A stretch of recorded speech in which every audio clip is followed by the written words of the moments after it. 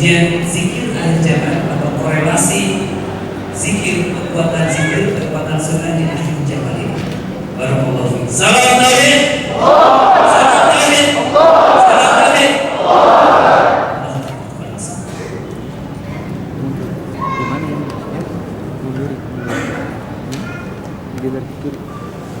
Oh, kalau maju ke hadap ya. Ini enggak miring supaya full. Assalamualaikum warahmatullahi wabarakatuh. Alhamdulillah wassalatu wassalamu ala Rasulillah sallallahu alaihi wasallam. La haula wa la quwwata illa billah. Rabbi shrah li sadri wa yassir li amri wahlul 'uqdatam min lisani yafqahu qawli. Allahumma la sahla illa ma ja'altahu sahla wa anta taj'alul hazana idza syi'ta sahla. Ya Allah, lakal hamdu kama yanbaghi li jalali wajhika wa 'azimi sultanika. Allah Subhanahu wa ta'ala berfirman, iqtarabatis as-sa'ah, iqtaraba lin-nasi hisabuhum wa hum fi ghaflatin mu'ridun.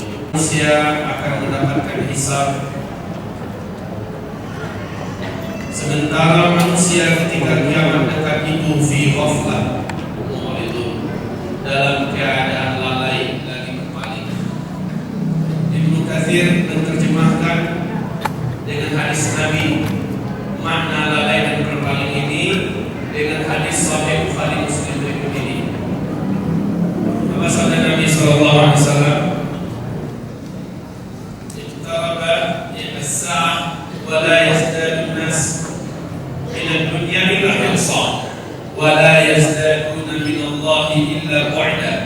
Sangat dekat kiamat, kata Rasulullah, dan kondisi manusia ketika kiamat itu sangat dekat dalam keadaan rakus, tamak, gila, semangat dengan dunia. Wala yazdaduna minallahi illa bu'da, dan keadaan mereka, hubungan mereka dengan Allah makin dekat kiamat makin renggang dan makin jauh. Hubungan rehab hati, pengobatan secara Islam akan kita temukan nanti. Bahkan salah satu di antara magnet terkuat yang menjedot saya bergabung dengan rehab hati, saya selama ini dalam pencarian bagaimana cara memberikan kepada umat senjata bekal, karena umat tidak akan punya senjata apa-apa lagi di akhir zaman ketika nanti semua teknologi musnah.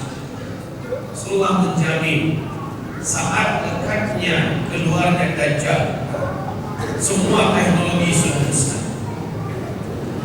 Manusia yang hidup pada masa itu, kata Nabi, kembali seperti zaman sekarang.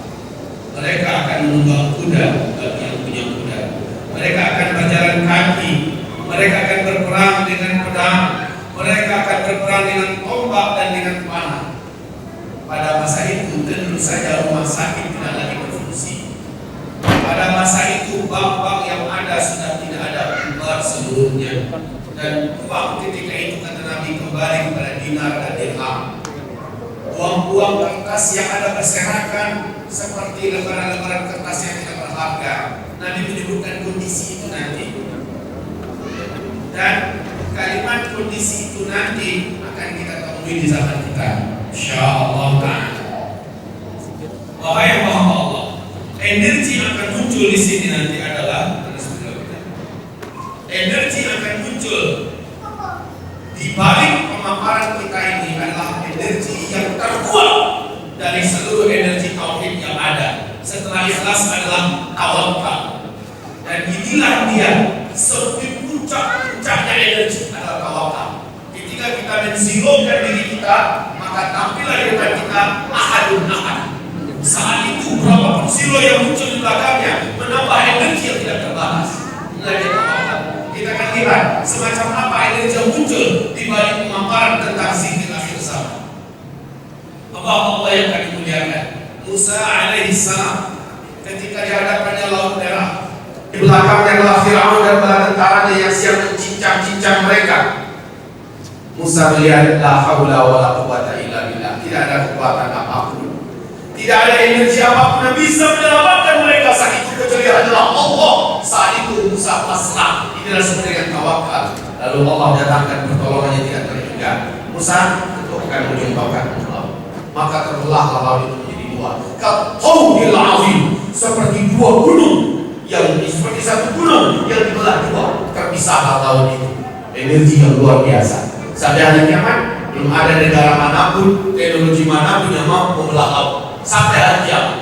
Tapi bagi Allah, ketika seseorang bertawakal kepada Allah, energi akan muncul. Yuk kita lihat.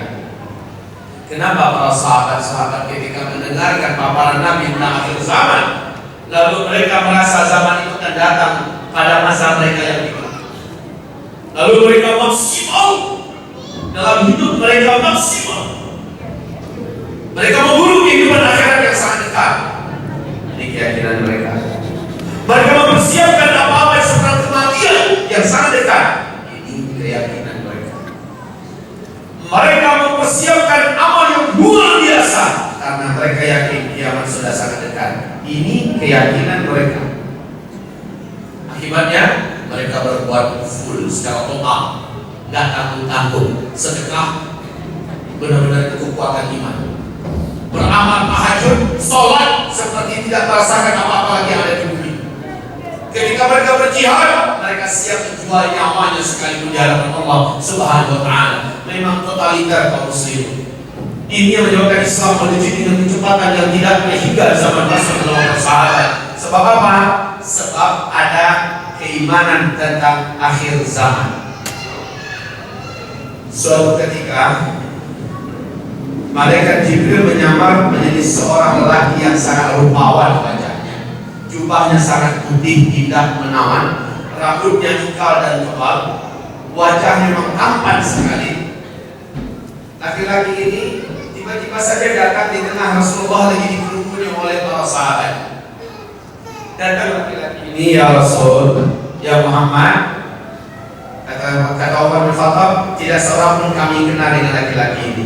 Tiba-tiba dia muncul dan sangat baik, duduk di depan Nabi, langsung dia adu lututnya dengan lutut Nabi, dan kedua hanya diletakkan di atas kedua paha Nabi Muhammad, dan dia berkata, Muhammad, kabarkan kepada saya tentang Islam.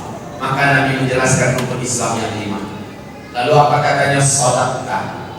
Saya puas dengan jawaban ini, benar. Fa'ajibna minhu, kata Umar bin Khattab dan para sahabat, kami merasa heran dengan orang. Dia yang datang, dia yang bertanya, dia mulai membenarkan jawaban Nabi. Lalu dia bertanya kembali, akhbirni 'anil iman. Kabarkan kepada saya, iman itu apa, wahai Muhammad? Maka Nabi Muhammad menjelaskan rukun iman yang 6. Setelah dijelaskan oleh Nabi Muhammad rukun iman yang 6, sekali lagi laki-laki itu berkata, shadaqta. Jawaban ini juga tepat, benar. Kemudian bertanya lagi, apa itu ihsan? Maka Nabi menjawab, ihsan anta abudallah ka'annaka tarah, fa in lam tarah fa innahu yarah. Oke. Laki-laki itu bertanya, mana saat? Kapan akan terjadinya kiamat? Engkau selalu war-warkan di mana-mana, engkau kabarkan, tebar-tebarkan di mana-mana, selalu kau sampaikan kiamat sudah dekat, kiamat sudah dekat. Karena Nabi berkata, bu'istu ana wa baina yaday sa'ata hatain. Aku diutus dengan kiamat terjadi jaraknya cuma seperti ini, kata Nabi. Beliau mengarahkan tangannya ke langit, lalu dua jarinya diacungkan menuju ke langit. Kemudian beliau jarakkan tangannya sedikit. Aku ini diutus, kiamat terjadi, jaraknya cuma kayak ini, jaraknya, kata Nabi. Ini menjadikan para sahabat yakin banget kalau kiamat itu terjadi di masa hidup mereka. Baik. Kemudian di hadis yang lain Nabi mengatakan, saat aku diutus, malaikat Israfil. Kalau malaikat Israfil yang menyusahkan Allah nanti memasukkan pangkat trompet ke dalam mulutnya, dan matanya tiap sebentar melirik ke bawah arasy Allah menunggu apa-apa. Kapan ini ditiup?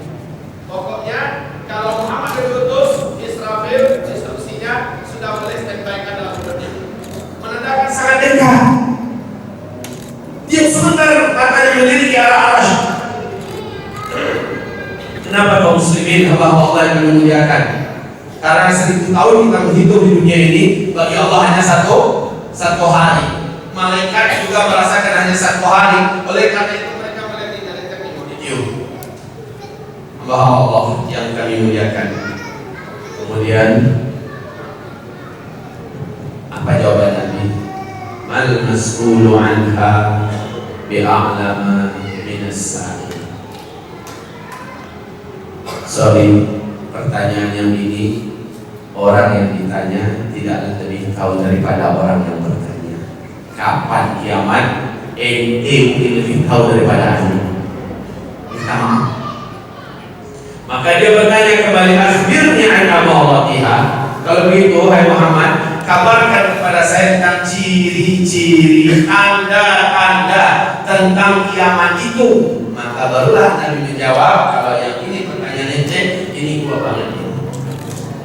Saya bisa jawab dan ini harus diilmui. Salah satu di antara jawaban Nabi adalah antaral hufat al-murat al-'alata ya'asha yatatawaluna fil bunyan. Bila engkau temukan zaman di mana pada zaman itu orang yang dulunya penggembala ternak miskin-miskin, saking miskinnya mereka menggembalakan ternak, tidak ada terompa alas kaki, tidak ada menggunakan baju yang dapat menutupi dada mereka dari hempasan angin. Tiba-tiba saja mereka menjadi kaya raya dan berlomba-lomba membangun gedung-gedung yang tinggi. Mereka menjadi kaya raya, berkuasa, berlomba-lomba membangun gedung-gedung yang tinggi. Bila zaman itu sudah temukan, siap-siap, dekat sekali kiamatnya terjadi pada masa itu. Allah yang kami muliakan, orang ini langsung berdiri dan mulai masuk. Rasulullah bertanya kepada Umar, ente tahu tak tadi siapa yang nanyain kita? Apa jawaban Umar? Allah wa Rasuluhu a'lam. Hanya Allah dan Rasulnya yang tahu orang tadi siapa. Kata Rasul Umar, ente kejar dia, tangkap, bawa kemari. Giliran kita yang tanyain itu orang siapa. Lah Umar bin Khattab langkah kakinya 2 kali langkah kaki para sahabat. Orang tinggi kekar. Dalam sejarah disebut para sahabat, kalau Umar naik kuda perang, kuda 2 set perang itu, seandainya dilepaskan kakinya dari sadar, kemudian kudanya jalan, 2 ujung jari kakinya dapat membuat garis tingginya Umar. Maka Umar dengan langkah yang tegap dan cepat menuju keluar masjid. Selimut udah kosong, pemandangan burung sahara lepas nggak ada. Di mana orang itu tadi? Balik lagi, ya Rasulullah, he's gone. Ya Rasulullah, dia sudah hilang. Nabi mengatakan, innahu Jibril. Itu tadi malaikat Jibril. Atakum liwa'allimakum dinakum. Dia datang kembali buat ngajarin ini semua tentang isi agama ini. Jadi isi agama ini kalau kita runutkan cerita tadi 4: Islam, iman, ihsan, dan ilmu tentang tanda-tanda kiamat. Artinya kaum muslimin, takkan sempurna orang ini berislam, takkan sempurna orang ini beriman, takkan sampai orang berkata ihsan jika ia tidak mengilmui tentang tanda-tanda kiamat. Sebab apa? Mengilmui tanda-tanda kiamat ini menyebabkan keislamannya, keimanannya, dan keinginannya untuk sampai ketika ihsan, insyaallah ta'ala dapat dikejar. Baik, sekarang yuk kita lihat jawaban Nabi tadi tentang kapankah kiamat. Bila engkau temukan zaman orang yang hidup pada zaman itu, dulunya mereka miskin-miskin penggembala ternak, terus apa kata Nabi? Tiba-tiba mereka menjadi kaya-kaya, berkuasa, berlomba-lomba membangun gedung-gedung yang tinggi. Baik, sekarang ketahuilah siapa yang dimaksud dengan Nabi ini? Penduduk Jazirah Arab. Penduduk Jazirah Arab. Dulu Jazirah Arab ini satu, sekarang sudah pecah menjadi 6 negara yang disebut dengan negara teluk. Pertama Arab Saudi, kedua Uni Emirat Arab, ketiga Qatar, keempat Kuwait, kelima Oman, dan keenam Yaman. Dulu mereka tidak punya penghasilan apa-apa, negeri tandus. Mereka tidak punya usaha apa-apa yang bisa meningkatkan ekonomi mereka, makanya mereka kiri-kiri, miskin-miskin. Memang terkenal pengembala ternak, tidak beralas kaki, bertelanjang dada. Tapi ketika minyak bumi ditemukan, mereka pecah menjadi 6 negara: Arab Saudi, Kuwait, Qatar, Uni Emirat Arab, Oman, dan Yaman. Lihat apa yang dibangun oleh pemerintahan kerajaan Arab Saudi di Masjidil Haram. Lihat, ibarat Allah yang ada di slide kita. Rasul mengatakan tidak terjadi kiamat sampai bangunan di sekitar Masjidil Haram mengalahkan tingginya bukit. Hal ini terjadi tidak? Ini dia. Ini jam Masya Allah kaum muslimin. Kita sudah sama-sama menyaksikan.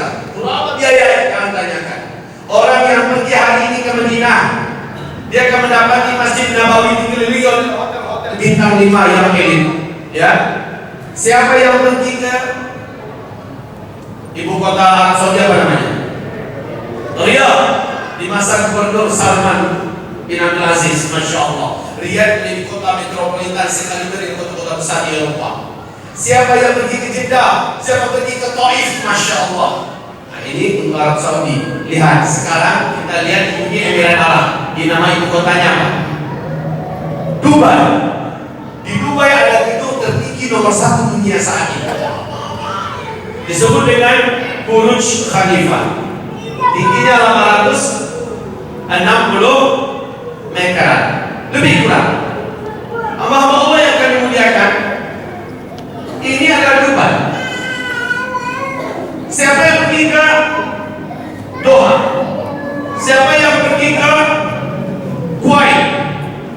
Silakan keliling kota-kota besar yang ada di Jazirah Arab hari ini. Allah yang kami muliakan, bahkan hari ini di Arab Saudi, di Jeddah sedang dibangun pada tahun kelima gedung tertinggi nomor 1 dunia yang akan mengalahkan yang ada di Dubai. Disebut dengan Kingdom Tower. Ya, tingginya dirancangkan ini dari 1 kilo 400 meter menjadi 1 kilo 200 meter.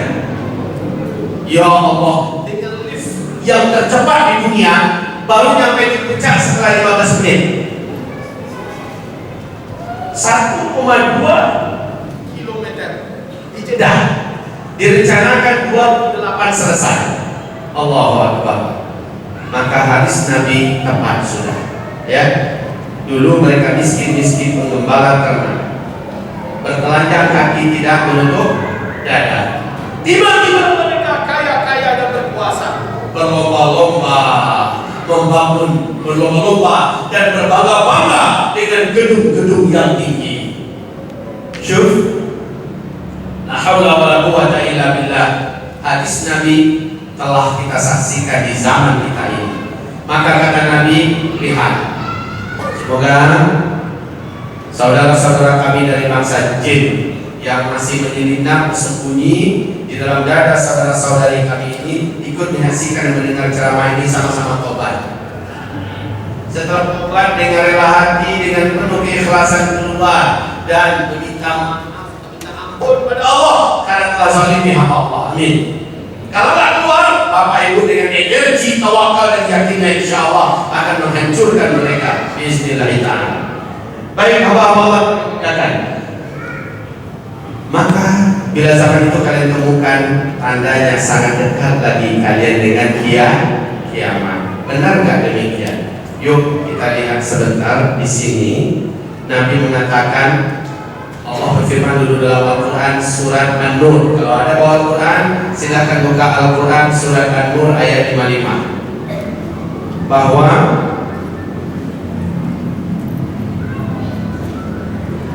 A'udzu billahi minasy syaithanir rajim. Bismillahirrahmanirrahim.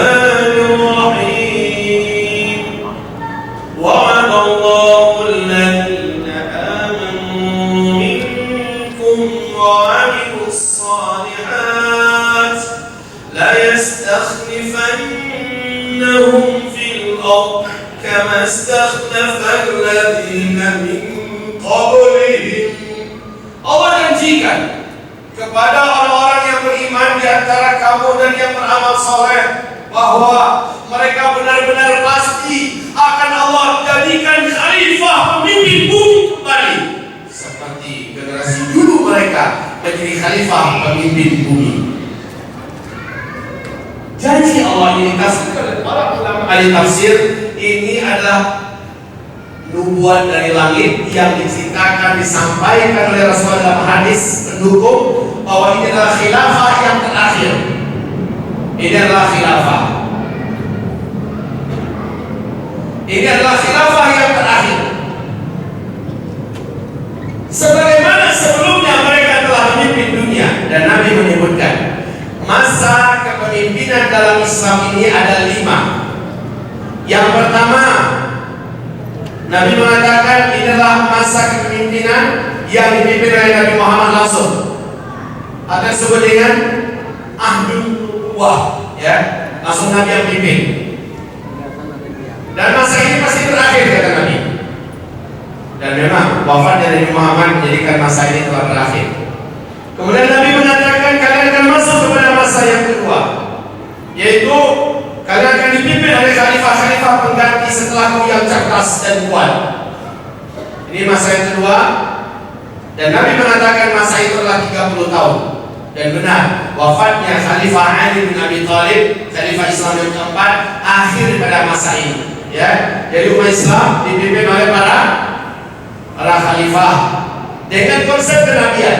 Ini juga berakhir dengan wafatnya Ali bin Abi Thalib. Kemudian masuk masa yang ketiga, yaitu masa kali dipimpin oleh para khalifah tapi menggunakan sistem kerajaan. Ya, ini masa yang ketiga, fase yang ketiga. Masih khalifah yang memimpin, tapi sudah menggunakan sistem kerajaan. Dan masa ini disepakati oleh para ahli sejarah telah berakhir dengan runtuhnya khilafah Islamiyah Al-Utsmani di Turki pada tanggal 3 Maret 1924, kurang lebih 92 tahun yang lalu. Masa ini pun telah berakhir. Berarti Bani Umayyah, Bani Abbasiyah, dan Bani Utsmaniyah, 3 masa telah berakhir. Kita ada pada masa di mana masa ini umat Islam tidak dipimpin oleh seorang khalifah pun. Ini adalah masa-masa yang paling menakutkan. Sekarang kita ada di sini. Dan lihat, kamu nanti kata Allah dalam Al-Quran surat berapa tadi? Surat 24 ayat berapa? Ayat 55, akan kembali dijadikan oleh Allah para pemimpin dunia sebagaimana dulu. Nah, berarti Allah secara tidak langsung menyebutkan akan ada satu masa kamu kehilangan kepemimpinan. Tapi nanti Allah akan kembalikan kepada kamu. Allah kami muliakan. Dengarkan ungkapan yang mengejutkan dari CIA Amerika Serikat. Pernyataan mereka membuat lapang dada kita walaupun di tengah sempitnya keadaan Islam dan umat Islam. Apa pernyataan CIA Amerika Serikat? 2020 bumi ini akan digenggam, dipegang, dikuasai kembali oleh peradaban yang pernah ribuan tahun berjaya menguasai dunia. Dia adalah peradaban khilafah Islam. CIA Amerika Serikat mengatakan 2020-an khilafah akan kembali memimpin dunia. Kalau zaman sekarang ini bukan zaman khilafah. Adapun ISIS yang mengumumkan khilafah di Baghdad, di Irak dengan pimpinnya Abu Bakar al-Baghdadi, maka para ulama-ulama ahli-sunnah, ulama-ulama ahli-sunnah wal jamaah tidak mengakui ini, bahkan mereka punya akidah khawarij dan kita tidak menerima dan tidak mempercayai itu. Belum. Ibadah Allah yang dimuliakan, khilafah Islamnya akan muncul nanti menurut CIA di 2020. Intelijen Rusia beda sedikit. Apa kata intelijen Rusia? 2025 adalah puncak khilafah Islamnya memimpin dunia. Sebenarnya hampir sama situ-situ juga, ya. Baik hamba Allah, kalau begitu alangkah dekatnya kita 2000 berapa sekarang? 2015. Sebentar lagi kita tutup dari 2015 masuk 2016. Oke, kita tidak perlu percaya dengan ramalan-ramalan mereka. Walaupun mereka punya hak bicara dan mereka pakarnya tentang itu, tapi kita cukup dengarkan tanda-tanda yang disebutkan dari Muhammad. Benarkah khilafah itu akan terjadi? Apa hukum khilafah di akhir zaman? Lalu apa hubungannya dengan rehab hati nurani, dengan energi zikir akhir zaman? Kita akan sambungkan nanti, baru kita faham, baru kita sadar kita tidak punya pilihan yang lain kecuali bergabung dalam energi zikir yang tidak terbatas sebagai benteng terkuat kita untuk selamat dari segala petaka dan huru-hara akhir zaman. Allah yang kami muliakan. Mari kita dengarkan selanjutnya. Nabi bersabda, setelah ini fase kelima, masa kelima ini, Nabi kata para sahabat, "Tsumma sakata." Nabi kemudian diam. Maksudnya apa? Setelah ini tidak ada lagi orang Islam di muka bumi. Allah. Setelah ini semua orang Islam Allah wafatkan. Ya Allah. Padahal Nabi berkata, masa khilafah yang fase kelima ini hanya berlangsung antara 7 atau 8 atau 9 tahun saja. Maknanya ketika khilafah ini kembali ke dalam pangkuan Islam, setelah itu umat Islam hanya hidup 7, 8 atau 9 tahun saja di bumi ini, lalu mereka akan wafat secara serentak. Inilah terjadinya tanda besar kiamat yang ke-7. Dan tanda besar kiamat itu ada 10. Tanda besar kiamat itu ada 10. Saya persilahkan nanti Bapak Ibu cari kitab Petaka Huru-hara Akhir Zaman oleh Syekh Ibnu Katsir. Coba baca di kitab itu. Dan yang paling bagus saya rekomendasikan adalah kitab Ensiklopedia Akhir Zaman yang ditulis oleh Syekh Dr. Muhammad Al-Muwayyad. Inilah buku yang paling saya kagumi dari banyak buku-buku tentang ilmu tentang akhir zaman. Ada 10 tanda besar kiamat, dan ini tanda besar yang ke-7 adalah berhembus angin lembut dari negeri Yaman yang menyebabkan seluruh orang beriman di muka dimanapun dia berada, di bukit, di gunung, pulau, di lembah, di gua, di gunung Sahara, di mana saja ada orang beriman, angin lembut itu akan datang ke sana, lalu orang tersebut disentuh oleh angin itu. Sekecil apapun imannya, selama dia masih percaya Allah ada, selama dia percaya Allah itu ada, dan dia beriman dengan Allah, maka angin ini akan datang, dia disentuh oleh angin itu dan dia meninggal di tempat. Maka serentaklah seluruh orang yang beriman di muka bumi ini meninggal di muka bumi. Artinya kita, kalau selamat iman kita sampai ke sini ya, kalau selamat, karena tantangan menuju kemari, menuju periode kelima ini akan banyak sekali umat Nabi berguguran imannya. Nah ini dia zikir akhir zaman. Ini dia kenapa Allah hadirkan rehab hati sebagai salah satu di antara komponen dakwah, organisasi dakwah yang ingin mencoba mengkristalkan iman daripada umat Nabi Muhammad ini agar mereka berhasil melewati beratnya ujian yang akan datang sebelum fase kelima ini kita masuki. Sebab orang yang sampai ke fase ini, kalau dia beriman, maka imannya akan dibawa dia sampai mati. Kalau sampai kemarin dia tidak punya iman, maka dia akan pernah selamat dia selama-lamanya. Sementara masa hidup hanya 7, 8 atau 9 tahun saja. Waktu yang sangat singkat, Pak. Jangan Bapak Ibu berpikir fase kelima ini akan datang ratusan ribu tahun. Tidak, hanya 7 tahun saja. Di hadis yang lain 8 atau 9 tahun kata Nabi. Maka karena tidak pasti, saya tuliskan antara 7 atau 8 atau 9 tahun. Antara ini saja fase kelima ini. Wahai Allah. Sementara masa kita dekat di sini masih lama tidak? Masih lama tidak? Kalau menurut versi CIA dekat, tapi kita tidak beriman di versi mereka. Kalau menurut versi Rusia dekat, tapi kita tidak beriman dengan versi mereka. Kita beriman dengan nubuat tanda-tanda dari hadis Nabi Sallallahu Alaihi Wasallam yang sahih. Kita akan simak sebentar lagi. Allah yang kami muliakan, ini tanda besar kiamat yang ke-7, wafatnya seluruh orang Islam di muka bumi. Tanda kiamat yang ke-8, ke-9, ke-10 berarti hanya akan disaksikan oleh orang-orang kafir yang tidak beriman kepada Allah sedikit pun saja. Mereka lah yang akan menemukan kiamat besar, kehancuran alam semesta itu. Oke, perkataan Nabi tadi, "Man mas'ulu anha bi'alama minas sa'il." Saya tidak tahu tentang yang kamu tanyakan kapan terjadinya kiamat. Yang bertanya malah lebih tahu. Ini jawaban sebagai akidah kita sampai hari kiamat, bahwa tidak seorang pun kita benarkan dan kita percayai tahu tentang kapan, hari apa, jam berapa, tanggal apa, tahun apa terjadinya kiamat. Dengan ini ramalan apapun tentang kiamat batil, tidak boleh percaya. Tahun sekian terjadi kiamat, tanggal sekian terjadi kiamat, dusta. Tidak ada seorang pun yang tahu. Bahkan dalam Al-Quran, yas'alunaka 'anis-sa'ah ayyana mursaha fima anta min dzikraha. Bertanya mereka kepada engkau, hai Muhammad, kapan terjadinya kiamat itu? Engkau selalu peringatkan umat tentang dekat kiamat. Katakan kepada mereka, hanya Allah yang tahu. Dengan ini kita tidak boleh percaya ramalan kiamat, tanggalnya, bulannya, tahunnya. Tapi mengilmui tentang tanda-tandanya, hukumnya wajib.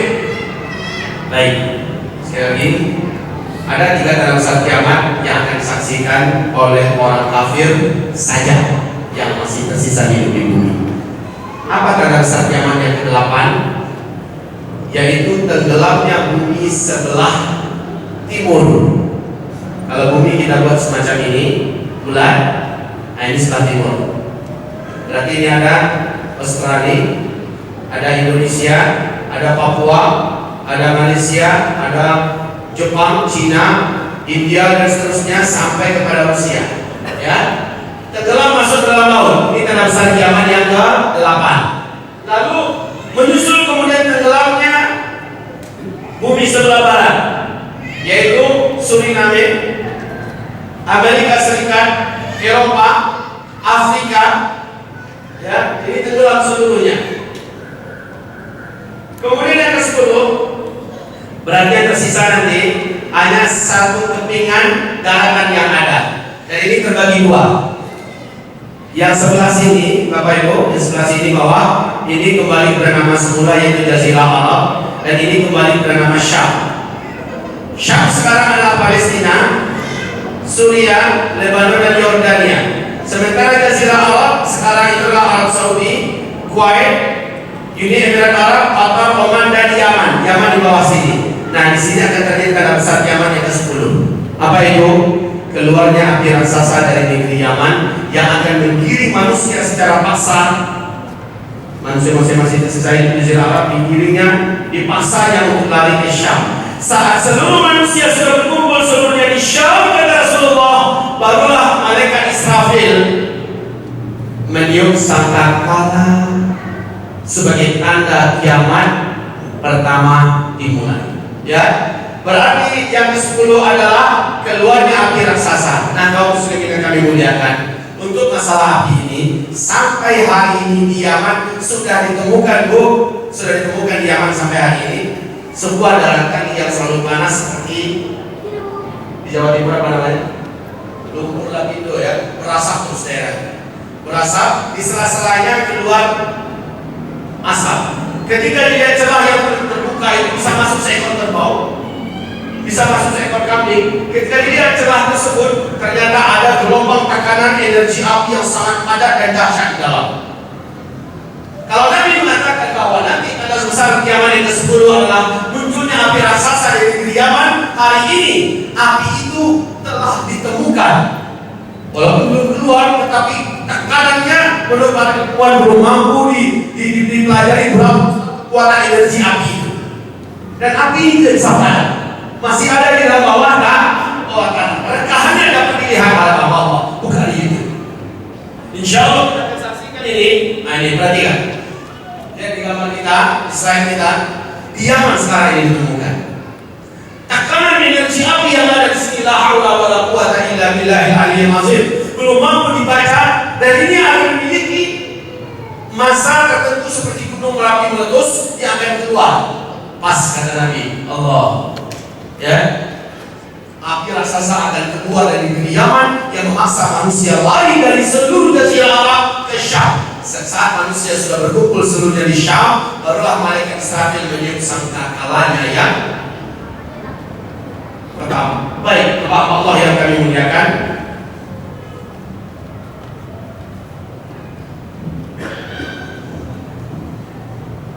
sekarang ini dalam besar kiamat yang keberapa? Umat Islam meninggal semua? Yang ketujuh. Yang ke-8 kita sudah tahu, yang ke-9, ke-10. Tapi insya Allah kita tidak akan menyaksikannya. Hanya kata Nabi, sejak umat Islam meninggal dunia, masa yang tersisa untuk manusia hidup di bumi adalah 40 tahun lagi. 40 tahun lagi.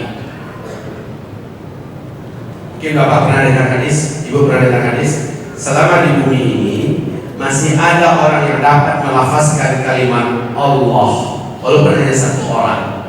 Allah akan tunda kiamat 40 tahun lagi. Pernah dengar nggak hadis ini? Ini jawabannya. Memang setelah seluruh orang Islam meninggal dunia serentak, yang tak ada lagi yang dapat melafazkan kalimat Allah, baru terjadi kiamat 40 tahun setelah itu. Di hadis yang lain mengatakan 1 atau 2 generasi. Dalam ilmu sosial, 1 generasi itu cuma 25 tahun. Nah, Nabi mengatakan 1 atau 2 generasi. 1 atau 2. Ternyata di hadis yang ditemukan ini 40 tahun. Ya ketemulah, berarti di pertengahan generasi kedua terjadinya kiamat besar, kehancuran alam semesta. Hamba-hamba Allah yang kami muliakan, tanda besar kiamat yang ke-6, ke-5, ke-4, ke-3, 2, 1. Disinilah kita akan dikejutkan oleh beberapa fenomena berikut ini. Boleh saya hapus ini? Kita hapus dulu. Saya minta izin, ini kita mengarahkan ke belakang sedikit. Kita ambil space, ya. Supaya saya dapat jelaskan ke muslimin.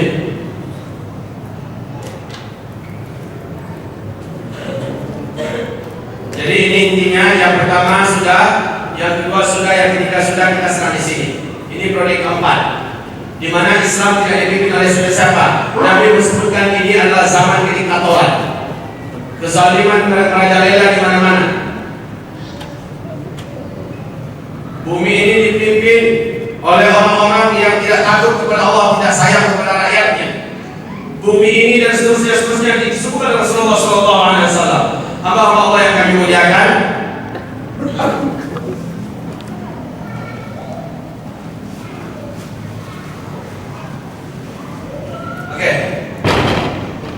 tanda besar kiamat yang ke-6 ada di sini.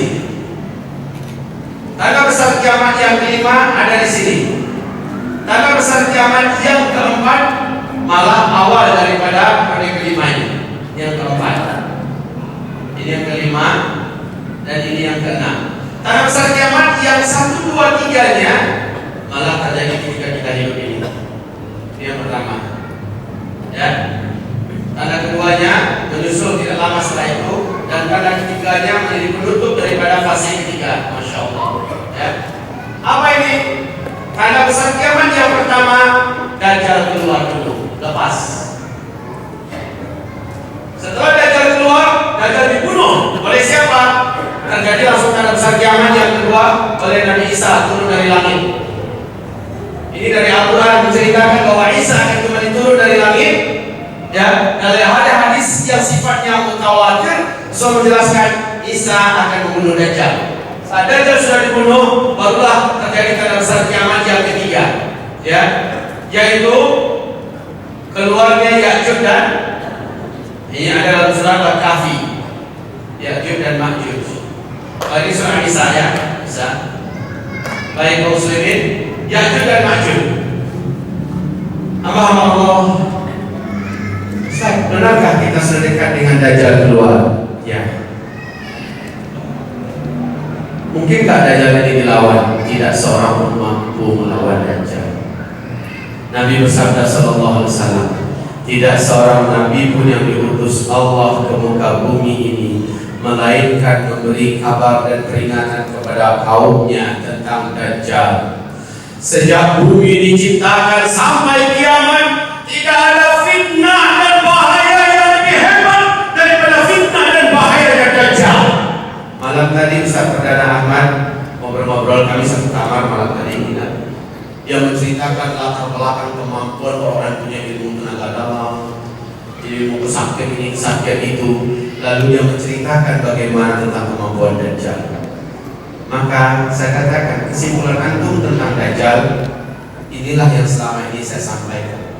Tidak ada satupun manusia, bahkan sebuah apapun, imannya mampu menghadapi Dajjal. Anggaplah sekarang Bapak Ibu menganggap Ustaz Nurdin Al-Indonesi adalah orang yang paling kuat imannya di bumi saat ini. Yang lama menurut Bapak dan Ibu. Jumpa dia dengan Dajjal, dia orang yang pertama sujud kepada Dajjal. Saking kuatnya Dajjal mampu mencopot iman yang ada pada orang itu. Seolah-olah ibarat Allah yang akan memuliakan. Kata Nabi, kalau saya hidup, saya lah yang akan menjaga kalian dari Dajjal. Saya akan berperang melawan Dajjal. Tapi kalau saya sudah tidak ada, maka kalian harus menjaga diri kalian sendiri. Syuf, mana Al-Quran kita? Ibarat Allah, salah satu zikir akhir zaman yang dapat membentengi manusia dari keperkasaan Dajjal yang tidak terlawan, keperkasaan Dajjal yang tidak terkalahkan adalah surat Al-Kahfi. Kata Rasulullah, siapa yang berjumpa dengan Dajjal dan dia bisa lari dan bersembunyi dari Dajjal, pejamkan mata, segera rukyah diri, baca di depan Dajjal surat Al-Kahfi. Baca di depan Dajjal surat Al-Kahfi. Jangan buka mata, baca. Maka Dajjal tidak akan mampu menguasainya. Coba bagaimana kalau kita tidak mampu menguasainya? Bagaimana kalau tidak mengerti ruqyah?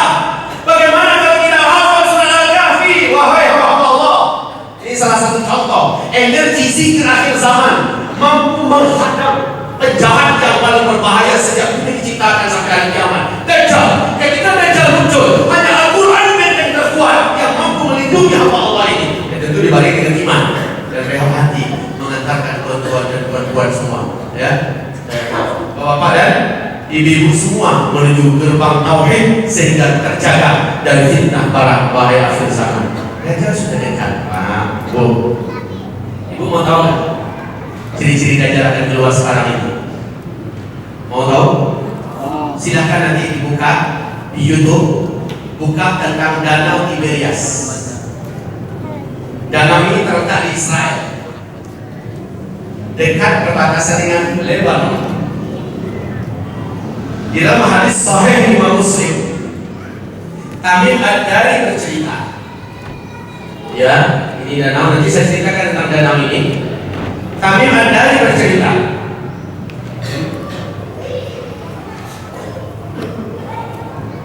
hamba-hamba Allah yang kami muliakan, Tamim Ad-Dari ini waktu dia terdampar di Pulau Yaman, ketika diamuk oleh gelombang laut yang sangat tinggi, kami tak mampu mengendalikan kapal kami. Lalu kami terdampar di salah satu pulau di Laut Yaman. Akhirnya kami merapat dan turun naik masuk ke pulau itu. Dia dengan 20 awak kapalnya. Dalam hadis yang lain dengan 30 awak kapalnya. Saat sampai di hutan, kami berjumpa dengan satu sosok binatang melata berkaki 4 berbulu hitam sangat tebal. Binatang ini besar dan dapat berbicara dengan bahasa manusia. Dia memperkenalkan namanya sebagai Jassasa, sehingga hadis ini oleh para ulama ahli hadis disebut dengan hadis Jassasa. Ya, apa cerita kami berikutnya? Binatang tersebut menakutkan kami. Saking tebal bulunya, kami tidak dapat membedakan mana kepala mana buntutnya. Sangat tebal sekali. Dan terbayang, dia berkaki 4, berbulu hitam dan sangat tebal. Saking tebal bulunya, kami tak mampu membedakan mana kepala mana pantat. Artinya binatang ini tidak berekor. Kalau ekor itu mudah membedakannya. Lalu binatang itu berkata kepada kami, kalian datang dari Arab? Dalam ketakutan kami menjawab, iya. Di sebelah sana ada kuil tua. Seorang lelaki sedang menanti-nanti kedatangan orang yang datang dari Arab ke pulau ini dan sudah lama menantikan kalian. Datanglah. Dia ingin menanyakan beberapa informasi terkini dari kalian. Takut dengan binatang ini, kami lari sekencang-kencangnya meninggalkan binatang itu menuju ke arah yang dia tunjuk. Lalu sampai di gerbang kuil yang sudah tua itu, kami masuk. Mata kami terbelalak, hampir ingin keluar melihat sosok tubuh yang gempal, terikat rantai yang sangat berat dan besar. Rantai itu mengikat kedua kakinya, dan ikatan rantai itu terus sampai ke tangannya, dan rantai itu sampai membelunggu ke lehernya. Laki-laki umur 4. Kalau kata orang Padang, badabo, ya, kayak hadirai tapi lebih besar. Laki-laki itu berkata kepada kami, jangan takut. Saya terikat, saya dirantai, dan kamu tidak akan bisa saya apa-apakan. Kalian pun bisa apa-apakan saya. Tapi saya ingin bertanya kepada kamu, apa kalian dari Arab? Maka kami dari menjawab, ya benar kami dari Arab. Dan kau siapa? Kata kami. Laki-laki yang terikat rantai itu berkata, saya adalah Al-Masih. Saya adalah Al-Masih. Ingat, nama Dajjal adalah Al-Masihud Dajjal. Sementara yang mampu membunuh Dajjal siapa?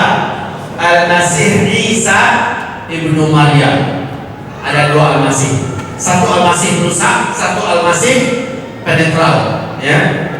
Nah, Allah, laki-laki ini bertanya, sudahkah muncul Nabi Umi yang mengaku sebagai Nabi di negeri Arab bernama Ahmad? Maka kami jawab, sudah. Sebentar lagi kalau begitu. Lalu dia bertanya tentang pohon kurma di Baisan. Apakah masih berbuah? Masih. Ketika dia sudah tidak berbuah lagi, maka berarti saat itu saya akan lepas. Dan hari ini kurma di Baisan memang sudah tandas kaum muslimin. Dan dia bertanya, apakah danau Tiberias, Tiberias Lake, apakah danau Tiberias hari ini masih berair? Kami menjawab, saat ini masih. Kalau airnya sudah menyusut, hanya tinggal sedikit, saat itu saya lepas. Kaum muslimin yang kami muliakan, sekarang silakan dilihat sendu betul nasib slide yang ada di tempat ini.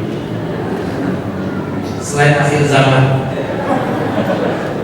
Kalau bapak-bapak masih memberikan sebuah kecerahan, ya. Hamba-hamba Allah yang kami muliakan,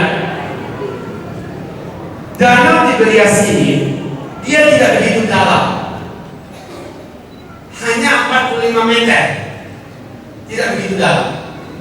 Satu-satunya sumber air yang dinikmati oleh bangsa Yahudi di Israel hari ini. Mereka tidak punya sumber air kecuali dari danau Tiberias. Tidak pernah susut seumur dunia. Tapi sejak 2003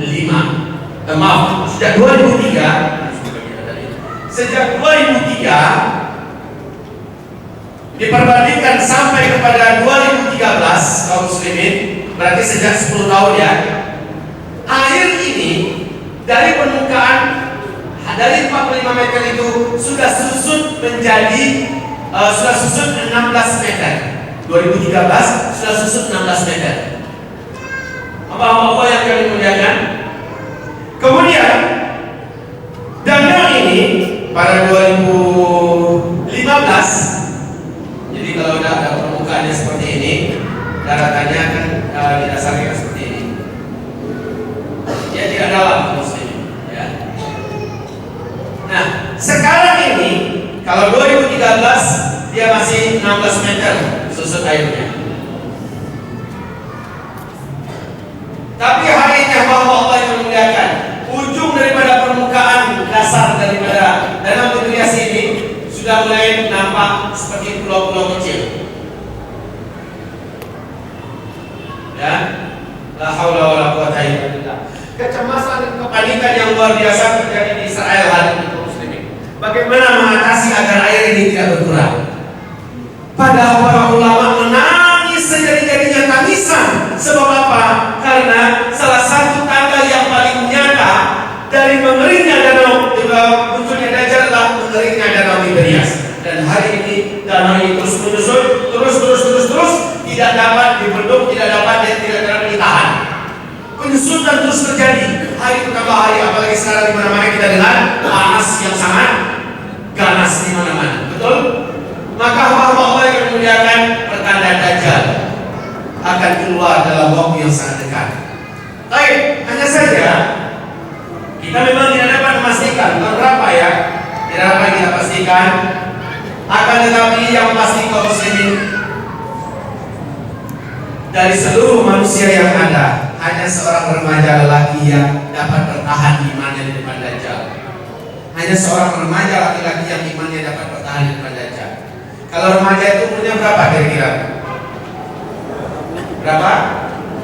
17 tahun. Iya, 17 tahun. Dari 13 sampai 17. Oke, baik. Berapa usiamu sekarang? Berapa? 15. Boleh beri sebentar? Ini remaja namanya. 15 tahun. Hanya seorang remaja. Hanya seorang remaja laki-laki saja yang ketika berjumpa dengan Dajjal dia tetap pertahankan imannya. Yang lain lewat. Ustaz Zul lewat. Ustaz Naib lewat. Siapapun orang yang kuat imannya di muka bumi ini jumpa dengan Dajjal lewat, akan sujud menyembah. Hanya seorang remaja laki-laki. Ketika Dajjal memaksa remaja laki-laki ini untuk mempertuhankannya, remaja laki-laki itu berkata, tidak. Rasulullah perintahkan kami agar kafir kepada Tuhan, dan saya hanya beriman kepada Allah. Biarlah Rabb kami. Marah-marah Dajjal, kata Rasulullah. Maka remaja laki-laki ini dijampak oleh Dajjal dengan gergaji, dia belah dua kepalanya. Dibelah dua ini sampai terbelah, laki-laki ini pun syahid. Ya, ini beban. Ya.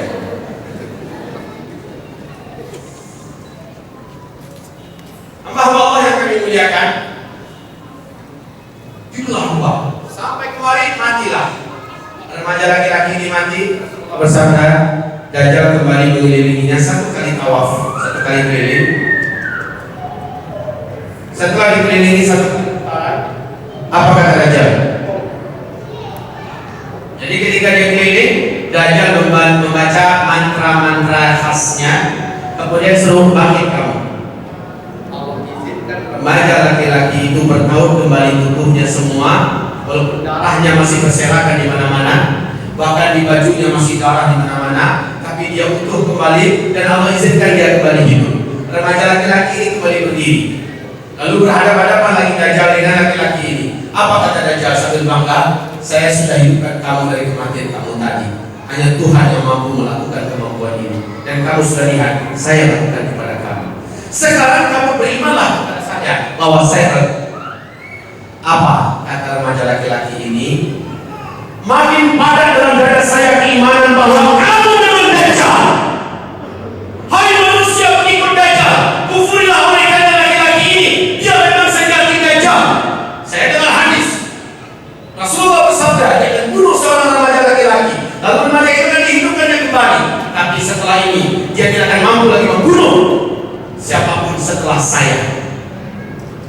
Dajjal marah dan ingin membunuhnya kembali, memang tak kuasa. Tak ada hadis selanjutnya. Apakah Dajjal menyerang yang tahu apa nggak tahu, ataukah dia rupiahnya dia oleh Dajjal rupiah laki-laki ini saya nggak tahu. Kelanjutan hadisnya nggak ada. Ya, yang jelas dia remaja laki-laki, bukan Ustaz Naib. Ini bukan remaja lagi. Bapak Ibu yakin remaja itu seperti itu ya? Dan silakan di YouTube dibuka. 10 atau 11 tahun yang lalu di wawancara televisi Qatar TV, di beberapa TV Arab, diumumkan sebuah fenomena antik dan unik. Seorang bocah bayi laki-laki lahir di Palestina berbicara dengan bahasa Arab Fusha satu kali saja, habis itu dia seperti bayi lagi. Apa kata-katanya? Saya tuluni Dajjal wala yaqtulu ba'di ahadan abada. Saya adalah orang yang nanti akan dibunuh oleh Dajjal, dan setelah saya Dajjal tak mampu membunuh siapapun saja. buka di YouTube ya, kalau ada yang ngerti bahasa Arab silakan. Itu sampai oleh bahasa Arab ya. Ada wawancara, diwawancarai dengan pembesar-pembesar orang-orang Palestina. Jadi anak ini, bocah ini lahir 11 tahun yang lalu di Palestina.